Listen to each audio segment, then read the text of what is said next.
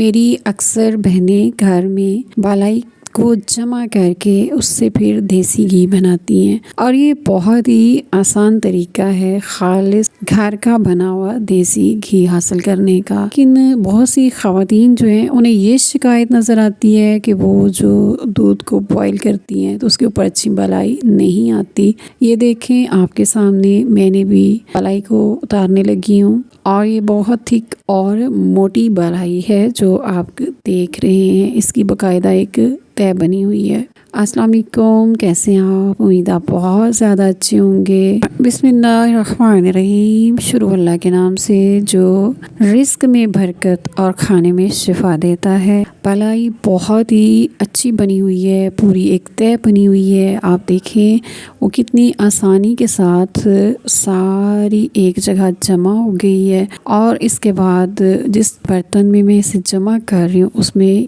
ये बालाई में ट्रांसफ़र कर दूँगी। 2 किलो ये दूध था, रात का दूध है और ये घर का दूध है और इसको सिर्फ मैंने बॉईल करके रख दी है। जब थोड़ी इसकी भाप जो है निकल जाए तो आप इसके ऊपर स्टेनर कोई जालीदार बर्तन रख दें ताकि हवा इसमें से गुजरती रहे। वो जब मैं किचन में आई हूँ तो जब मैंने ढक्कन उतारा है तो मेरे सामने बहुत ही मज़े की बालाई थी, तो मैंने सोचा एक वीडियो इस पे भी बना दूँ। तो अक्सर लोग क्या करते हैं, दूध और इन चीज़ों को छुपा के रखते हैं ताकि किसी की नज़र ना लगे। वो क्या कहते हैं पंजाबी में, अल्लाह दूध पुत्र दी खैर होए। तो जनाब बालाई जो है मैंने जमा करनी शुरू कर दी है। आपके सामने मैंने रखा है, देखें कितनी साफ़ और सुथरी, कोई मशक्क़त मैंने नहीं की, सिर्फ रात को बॉईल किया और रख दिए। और इसी तरीके से आप इस दूध को इस्तेमाल करें।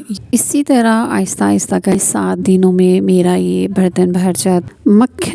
मक्खन बनाते हुए जो लस्सी बनती है, छाछ बनती है, वही थोड़ी सी मैं इस बर्तन में दोबारा डाल देती हूँ और उसी के ऊपर फिर मैं बालाई डालना शुरू कर देती हूँ। मैं अपनी वीडियोस में जो मक्खन और देसी घी इस्तेमाल करती हूँ वो मेरा अपना घर का बनाया हुआ होता है। अपना ख्याल रखिएगा, फिर मिलेंगे एक नई मज़े की खारामंद रेसिपी के साथ। अल्लाह हाफ़िज़।